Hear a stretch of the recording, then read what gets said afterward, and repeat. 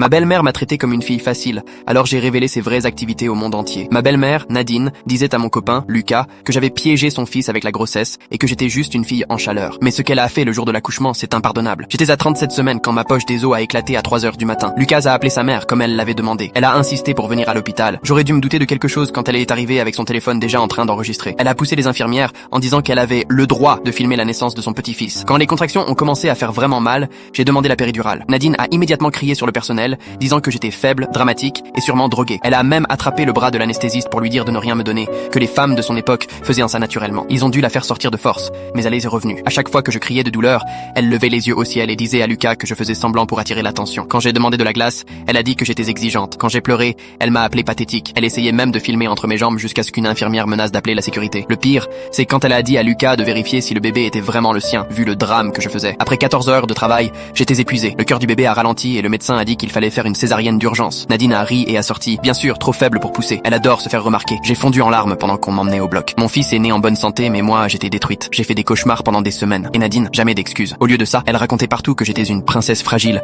incapable d'accoucher normalement. Sur Facebook, elle a même posté que j'avais failli blesser son petit-fils à cause de ma faiblesse. 6 mois plus tard, Nadine a annoncé sa retraite après 35 ans comme directrice dans une agence bancaire. Elle a organisé une grande fête au club du coin, avec traiteurs, photographes et robes de créateurs. Elle répétait son discours depuis des semaines. C'était son grand moment. J'ai proposé de l'aider avec l'organisation. Elle était ravie, persuadée que j'essayais enfin de m'intégrer. Je faisais des tableaux Excel, j'appelais des prestataires, j'étais la belle fille parfaite. Je lui ai même proposé de créer un diaporama sur sa carrière.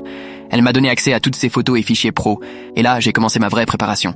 J'ai fouillé chaque dossier. J'ai trouvé des mails où elle parlait mal de ses collègues, des captures où elle se moquait des clients. Et surtout, un dossier perso rempli de photos de soirées d'entreprise où elle était complètement saoule et parfois un peu trop proche de certains collègues mariés. J'ai passé 3 jours à monter le diaporama. J'ai commencé avec des images normales, promotions, félicitations, trophées, tout ce qu'elle voulait montrer. Puis j'ai glissé les photos gênantes entre 2 moments professionnels, tout parfaitement calé sur la musique. Le soir de la fête, il y avait plus de 200 invités. Nadine portait sa robe hors de prix, faisait son discours sur la persévérance et la dignité. Tout le monde applaudissait. Puis c'était mon tour. J'ai préparé une petite surprise pour rendre hommage à sa carrière. Les 5 premières minutes étaient nickel. Nadine jeune, ses débuts, ses réussites, et puis changement d'ambiance. Photo d'elle, endormie sur une table de réunion. Mail où elle traite son assistante de vache inutile. Vidéo où elle titube en parlant à un client. Silence total. Nadine est devenue blanche, puis rouge vif. Elle a voulu courir éteindre l'ordi, mais j'avais tout relié sans fil. Les images continuaient. Elle embrassant un collègue marié à la soirée de Noël, des mails où elle vole le travail d'autres, et des captures de ses posts Facebook moqueurs sur ses propres employés, dont certains étaient assis là, dans la salle. La dernière image, une photo d'elle tenant mon bébé, avec en texte, ma belle-fille faible et pathétique. Puis un message final. Bonne retraite Nadine. Profite de tout ce temps libre pour réfléchir à la personne que tu as vraiment été. Les invités ont commencé à partir en silence. Certains ont murmuré des excuses à Lucas. Le photographe a tout capturé. Son ancien patron l'a prise à part, l'air furieux, et a dit qu'il faudrait peut-être reconsidérer sa pension. Elle ne m'a plus jamais adressé la parole après ça. Lucas était furieux au début, jusqu'à ce qu'il voit tous les messages et les vidéos. Ensuite, il a compris. Nadine a quitté la ville peu après, sans fête, sans gloire, sans rien.